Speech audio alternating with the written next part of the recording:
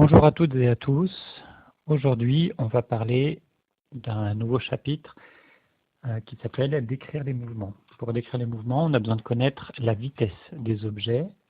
Donc, qu'est-ce que c'est que la vitesse? Ça représente la distance parcourue par un objet pendant une durée donnée. Un nombre de kilomètres pendant une certaine durée, comme les heures par exemple. Donc pour calculer une vitesse, on va réaliser un calcul qu'on a déjà vu en quatrième, c'est-à-dire V égale D sur delta T, avec V qui représente la vitesse, D qui représente la distance parcourue, et delta T qui représente la durée. Donc on a la vitesse qui est égale à la distance que divise la durée. Là, on n'a pas du tout précisé les unités, donc maintenant c'est ce qu'on va faire ici. On va préciser les unités. Donc si on a une distance en mètres et une durée en secondes, on aura une vitesse en mètres par seconde. Si on a une vitesse en kilomètres par heure, on aura une distance en kilomètres et une durée en heure. Voilà. Pour étudier plus facilement aussi les variations de la vitesse, on va pouvoir utiliser des chronophotographies. Une chronophotographie, c'est une photographie qui fait intervenir chronos, le temps. Donc on va avoir plusieurs clichés sur la même photo. Sur les chronophotographies, l'écart de temps, donc la durée qui s'écoule entre deux clichés, elle est constante. Donc ici, on voit que la moto parcourt une distance de plus en plus grande, toujours dans la même durée, pendant le même intervalle de temps. Donc la moto va de plus en plus vite.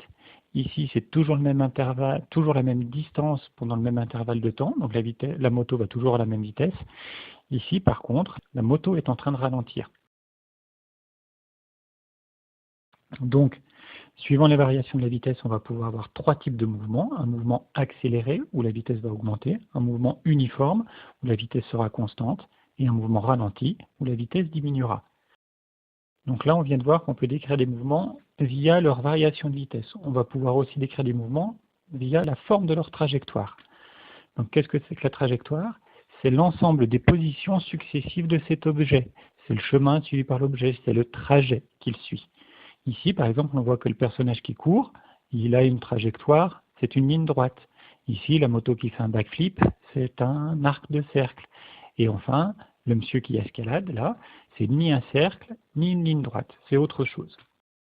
Donc on va pouvoir décrire encore trois types de mouvements suivant la forme de leur trajectoire. Un mouvement rectiligne si la trajectoire c'est une ligne droite, un mouvement circulaire si la trajectoire est un arc de cercle ou un cercle complet, et curviligne si on n'est dans aucun des deux cas précédents, donc ni une ligne droite ni un arc de cercle. Souvent, en sciences physiques, on va remplacer l'objet étudié par un point pour simplifier l'étude de la trajectoire. Comme ça, on n'aura qu'un point à étudier et pas quelque chose de très compliqué. Donc maintenant, on vient de voir que pour décrire des mouvements, on va utiliser soit les variations de la vitesse, soit les formes de la trajectoire. Et on peut combiner les deux comme en ayant par exemple une trajectoire rectiligne uniforme. Donc là, c'est ce qu'on va faire, c'est un petit peu l'exercice. Ici, on a un arbre, il est immobile, pas de vitesse, et pas de trajectoire. Donc on ne peut pas définir de trajectoire pour lui. Là, le skieur, il est en train de ralentir, il est en train de prendre un virage. Il n'a peut-être pas un virage parfaitement circulaire, donc on pourra qualifier son virage de curviligne ralenti. Notre station spatiale qui tourne autour de la Terre, elle tourne suivant un cercle, donc elle a un mouvement circulaire, toujours à la même vitesse, donc circulaire uniforme. Ici, notre spationaute, là, il y a un petit problème qui se pose, parce que si on considère la spationaute dans la station internationale, elle est immobile. Par contre, si on considère la spationaute par rapport à la Terre, elle est en mouvement. Donc, ce à quoi il faut bien faire attention, c'est que quand on veut savoir s'il y a un mouvement ou pas, il faut dire par rapport à quoi on étudie le mouvement. Donc, je peux encore pousser plus loin. La Terre elle-même, elle tourne autour du Soleil, elle tourne sur elle-même. Donc, mon arbre de tout à l'heure, lui aussi, il est en mouvement. Il est en mouvement par rapport au Soleil. L'objet par rapport auquel on définit s'il y a mouvement ou pas, c'est ce qu'on appelle le référentiel. Maintenant, vous allez avoir une petite vidéo et l'idée, le travail à faire, à partir de cette vidéo, ça sera de me dire si le passager du train, il est en mouvement ou pas, à la limite par rapport à quoi il est en mouvement et par rapport à quoi il n'est pas en mouvement, et vous choisissez un des personnages du quai et vous faites pareil. Donc je rappelle, sur la petite vidéo, le passager est-il en mouvement, est-il au repos, et un des personnages sur le quai est-il en mouvement, est-il au repos.